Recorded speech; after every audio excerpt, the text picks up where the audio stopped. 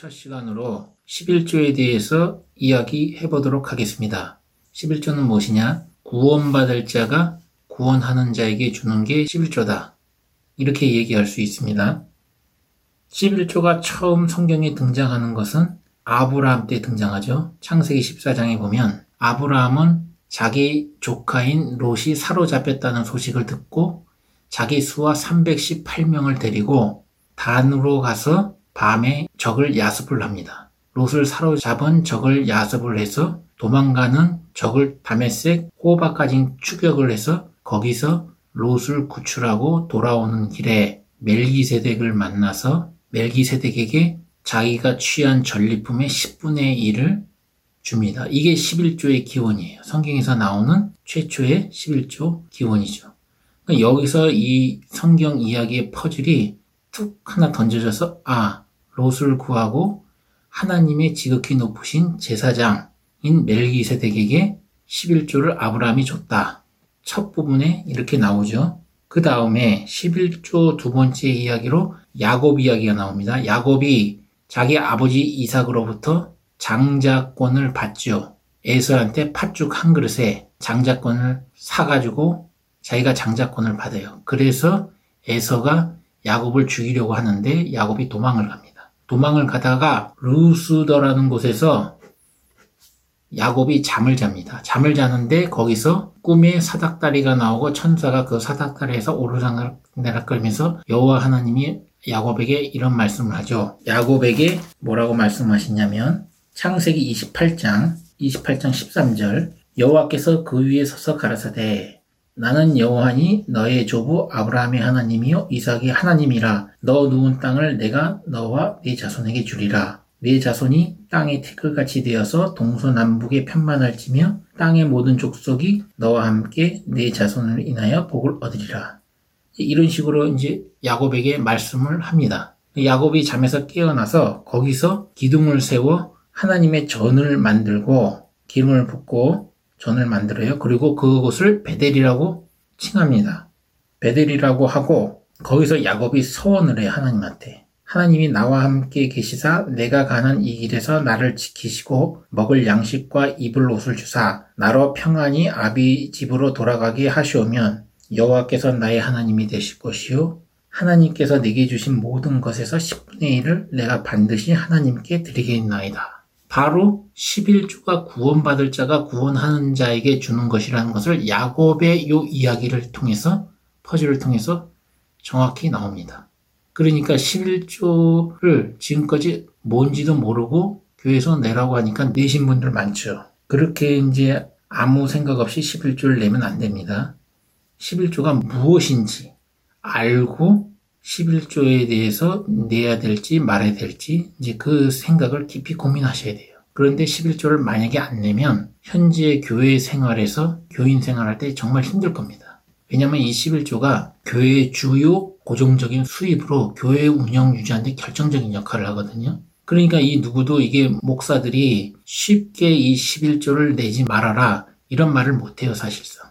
다시 성경으로 돌아가서 그러면 11조는 도대체 무엇이냐? 아브라함과 야곱은 하나님이 11조를 내라고 명령한 게 아니고 아브라함은 자발적으로 낸 거고 야곱은 자기가 목숨을 지켜달라고 하나님에게 서원을 하면서 11조를 내겠다고 약속을 한 겁니다. 근데 이제 성경에서는 야곱이 과연 나중에 11조를 냈느냐? 그런 얘기는 없어요. 딱 여기서 끝납니다. 여기서도 야곱이 서원할 때 하나님이 뭐라고 말씀하시냐면 창세기 28장 14절에 보면 하나님이 야곱 보고 네 자손이 땅의 티끌같이 되어서 동서남북에 편만할지며 땅의 모든 족속이 너와 네 자손으로 인하여 복을 얻으리라 그랬어요. 그러니까 하나님은 야곱을 통해서 야곱 너와 네 자손을 통해서 모든 족속이 복을 얻는다. 여기서 딱 이제 퍼즐이 또 하나 던져져요. 예수 그리스도가 십자가에 못 박혀 죽으시고 인류의 모든 죄를 짊어지고 인간을 구원하겠다는 얘기가 여기서 상징적으로 이런 식으로 복이라는 걸 통해서 나옵니다. 그러니까 성경에서 이게 복하면 많은 분들이 어떤 물질적인 복을 생각하는 사람이 많은데 그게 아니에요. 그래서 성경을 어떤 기복적인 관점에서 보면 하나님의 뜻이 어디에 있는지 잘 안 보입니다. 다시 돌아가서 11조가 구원을 받을 자가 구원을 하는 자에게 주는 것이다. 그러면 이제 11조에 대해서 이제 하나님이 그 다음으로 민수기, 신명기 이런 말씀을 통해 가지고 모세를 통해서 율법을 세우고 규례를 만드는데 이때 11조를 내라고 명령하면서 여러 가지 11조의 종류가 나옵니다. 11조는 어떤 방식으로 드리냐? 이스라엘 백성이 레위인들에게 10분의 1을 이 레위인들에게 줍니다. 그러면 레위인들은 이 11조를 받은 11조를 그냥 레위인들이 다 갖는 게 아니고 이 11조를 레위인들이 받은 이 11조를 다시 아론에게 그 11조 중에 다시 여기서 10분의 1을 아론에게 줍니다. 아론은 뭐죠? 제사장입니다. 제사장. 이 레위인들은 하나님의 회막, 즉 성막과 나중에 성막 생활을 청산하고 성전 생활할 때 이 성전에서 하나님을 섬기는 자들, 이 섬기는 자들이라고 보시면 됩니다. 이 사람들에게 이스라엘 백성이 10분의 1을 주면 이 레위인들은 11조 중에서 다시 또 그 중에 11조의 10분의 1을 아론 제사장에게 주는 이런 절차로 11조를 내고 이런 과정을 거친다는 겁니다. 그런데 여기서 제사 형태는 거제 형식으로 줘요. 거제, 들거자예요, 들거자. 여기서 11조는 곡물과 포도주, 그 다음에 기름. 이렇게 곡물, 포도주, 기름의 형태로 10분의 1을 갖다가 레위인들에게 줘요. 레위인들은 그냥 11조를 받는 게 아니고 거제 형식으로 한번 하늘을 향해서 들었다가 하나님이 먼저 취하는 형식을 갖고 그 다음에 자기한테 돌아간다는 의미로 다시 내려요. 이게 거제인데 이런 거제의 제사 형식을 통해서 10분의 1을 받고 다시 그 11조 중에 10분의 1을 또 다시 거제 형식으로 해서 제사를 지내고 아론에게 10분의 1을 줍니다. 우리가 보통 일반 지금 현재 생활에서 10분의 1을 11조를 내면 그게 다 목사 것이 아니에요. 목사 것이 아니고 성전에서 일하는 사람들한테 돌아가는 겁니다. 그리고 그 중에 다시 10분의 1을 걷어서 아론은 제사장, 지금 말하면 뭐 목사 정도 되겠죠. 목사들이 얻는 분깃은 11조의 10분의 1이라는 거죠. 그리고 왜 그럼 거제 형식으로 11조를 곡물과 포도주나 기름을 가져오느냐? 이것도 다 예수 그리스도와 성령과 관련돼 있어요. 멜기세덱이 아브라함을 만날 때 뭘 가지고 나왔죠? 떡과 포도주를 가지고 나왔어요. 떡, 곡물, 포도주. 뭔가 떠오르는 게 있죠. 우리가 성찬할 때 떡과 포도주. 뭐예요? 떡은 예수 그리스도의 살, 포도주는 예수 그리스도의 피. 11조 안에 이 숨겨진 비밀이 다 예수 그리스도와 다 관련이 있어요. 예수 그리스도가. 그래서 11조는 뭐다? 예수 그리스도의 그림자다. 11조는 예수 그리스도의 그림자다. 11조의 실상은 뭐다? 예수 그리스도다. 11조의 실상은 예수 그리스도다. 그래서 예수 그리스도가 골고다 언덕에서 십자가에 못 박혀 죽으시고 모든 인류의 죄를 짊어지시고 사해주고 인류를 구원하면서 이 11조의 역할은 끝나는 겁니다. 그래서 예수 그리스도가 십자가에 못 박혀 죽으시고 부활하신 이후에는 성경 어디를 봐도 신약 성경 어디를 봐도 11조 얘기가 안 나와요. 예수 그리스도가 살아있을 때는 바리새인과 서기관들에게 얘기하죠. 니들이 11조를 내는데 의와 인과 신을 버렸다. 그러면서 의와 인과 신도 가져야 되고 11조도 내라고 이렇게 얘기해요. 마태복음 23장 23절일 겁니다. 그러면 아까 얘기한 대로 11조 드리는 절차는 다시 정리할게요. 11조 이스라엘 백성들이 기업이 따로 없는 레위인들에게 하나님의 성막과 성전에서 일을 하는 그 대가로 레위인들에게 10분의 1을 줍니다. 그 나와요. 대가라는 말이 민수기 18장에 보면 나옵니다. 그리고 아론에게 다시 10분의 1을 거둔 11조 중에 다시 10분의 1을 아론에게 돌아간다는 얘기가 역시 민수기 18장에 나오고요. 18장 23절쯤 될 겁니다. 11조는 이런 절차로 있고 그 다음에 이거 말고 하나님은 또 명해요. 뭐라고 명하냐면 11조를 또 언제 가지고 오라고 명령하냐면 6월절 많이 들어봤을 겁니다. 6월절 그 다음에 7.7절 초막절 이게 유대인의 3대 절기죠. 이 6월절, 77절, 초막절에는 하나님께서 인간을 예수 그리스도를 통해서 구원하고 재림해올 예수의 모든 모습이, 모든 구속의 역사, 하나님의 계획이 여기에 다 들어있어요.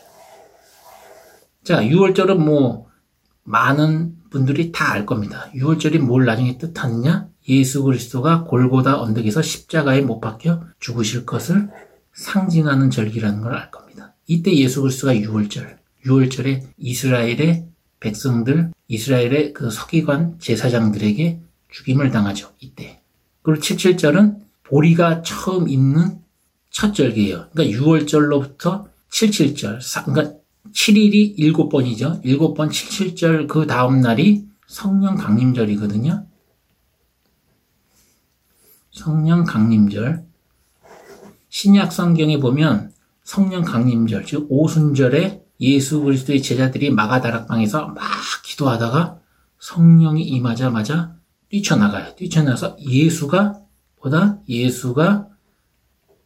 그리스도다.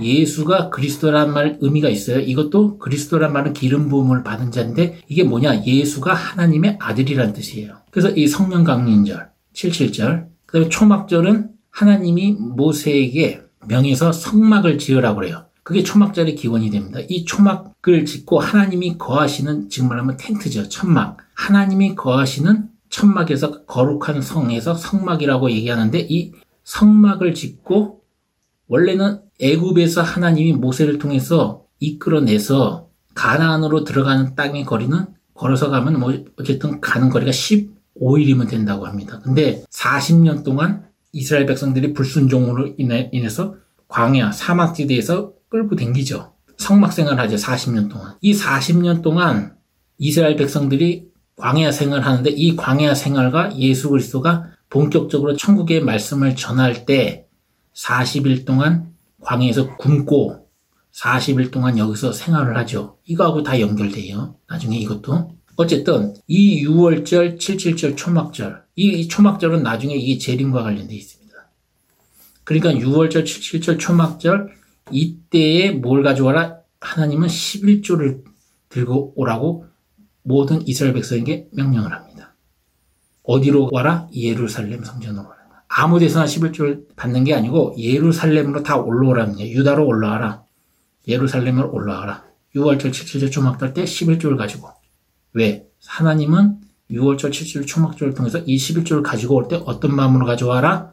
그런 명령은 하지 않았겠지만 예수 그리스도가 6월절에 십자가에 못 박혀 죽으시고 성령 강림정을 통해서 예수가 그리스도라. 예수가 하나님의 아들이라는 것을 비로소 이제 제자들이 알게 돼요. 이때 깨달아요. 성령이 하나님의 거룩한 영이 들어가면서. 그리고 성막은 그 성막의 재료 하나하나가 예수, 나중에 이거 영적 의미로 분석을 하게 되면 뭐냐면 하나하나, 나뭇가지 하나하나가 예수 그리스도로 구원을 받은 거룩한 성도들 하나를 가리켜요. 그래서 그 성도들이 모인 것이 성막이 됩니다. 그래서 이 성막 자체도 예수 그리스도를 상징해요.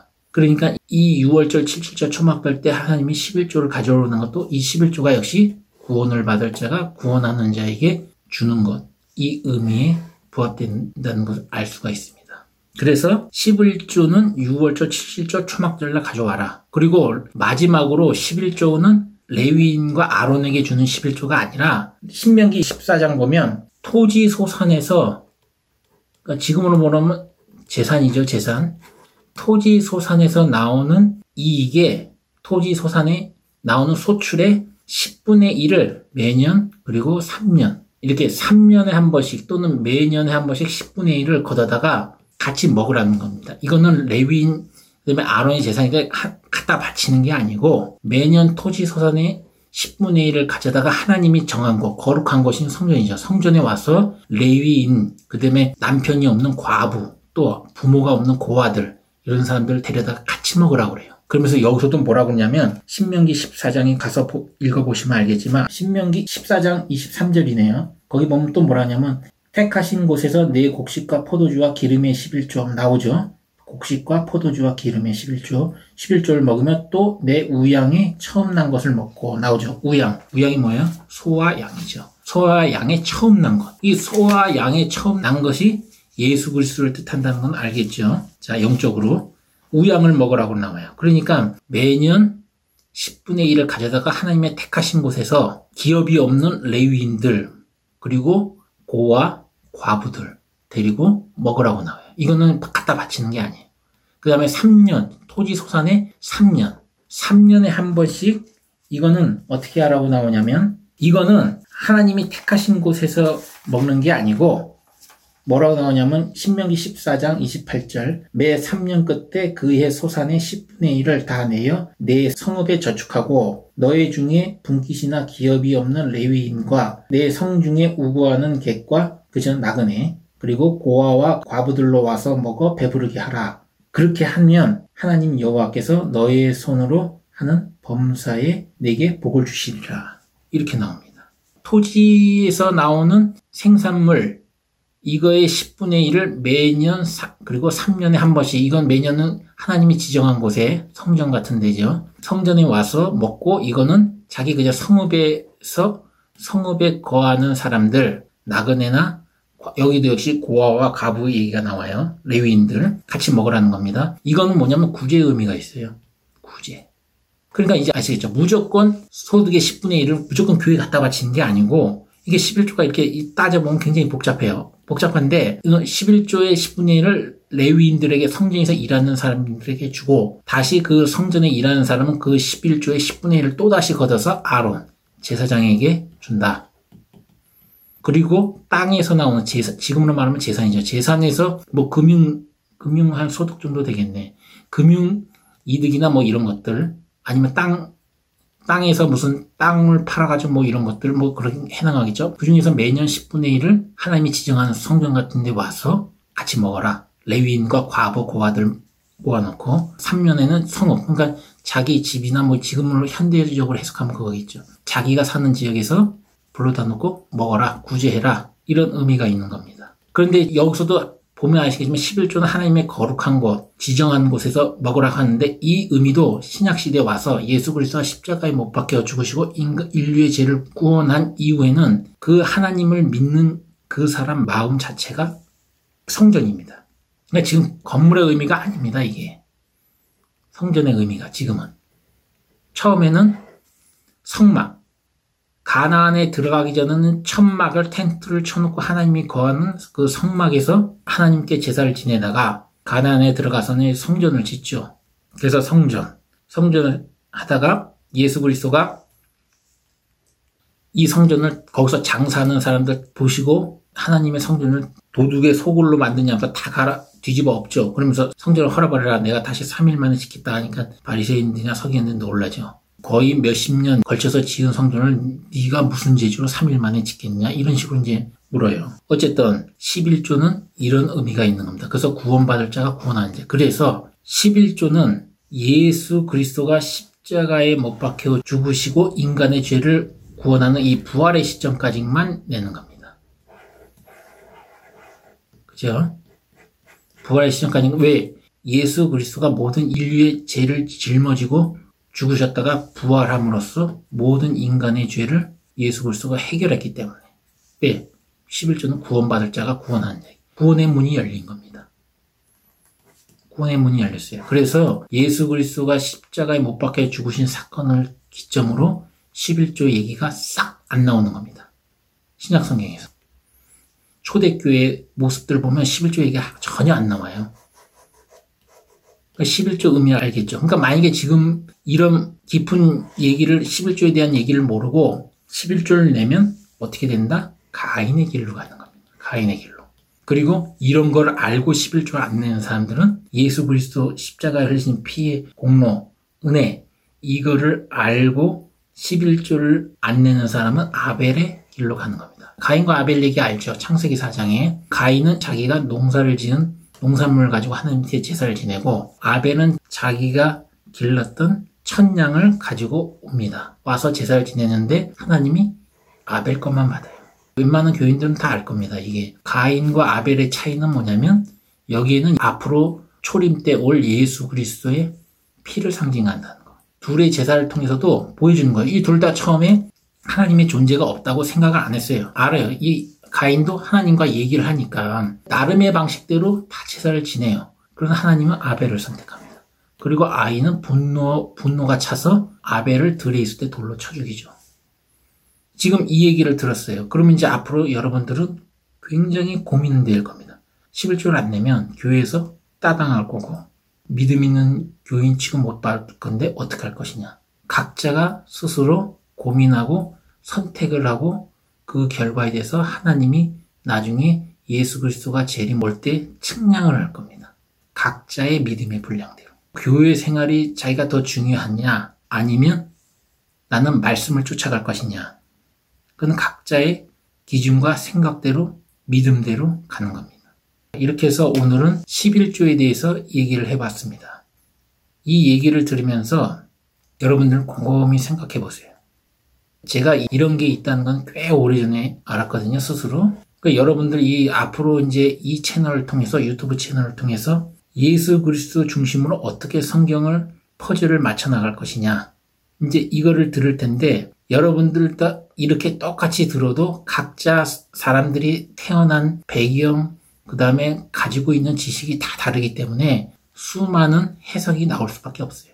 어떤 자기가 가지고 있는 성경 지식에 따라서 신앙생활과 이제 믿음 생활을 할 것이고, 어떤 사람은 교회를 안 다니고 이 말씀대로 살니까 불편하니까 힘드니까 이 말씀만 쫓아가는 사람들이 있을 것이고, 각자의 선택과 각자의 믿음의 분량에 따라 나중에 예수 그리스도가 재림하실 때에 전부 다 이 성경에 계시록에 나온 그 일정한 시기에 각자 측량을 할 겁니다.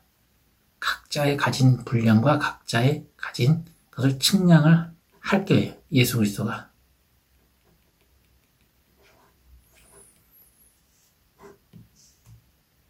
곰곰이 한번 생각을 해보세요. 그러면 여러분들 교회 생활에는 도움이 크게 안 되고 오히려 방해가 될 수 있을지 모르겠지만, 여러분이 성경을 알아가는 데는 지금 제가 드리는 말씀이 굉장히 큰 도움이 될 겁니다. 이런 거 하나하나 여러분들은 성경을 보고 하다 보면 알겠지만 굉장히 힘들어요. 이런 거 하나하나 깨닫고 하는 게 많은 생각을 해야 되고 많은 시간이 걸려요. 많은 노력이 걸리고. 그리고 마지막으로 정리할게요. 11조는 바로 예수 그리스도가 십자가에 못 박혀 죽으시고 부활해서 인간의 죄를 사할 것이라는 하나님의 계획이 들어가 있는 예물이다. 이상으로 마치겠습니다.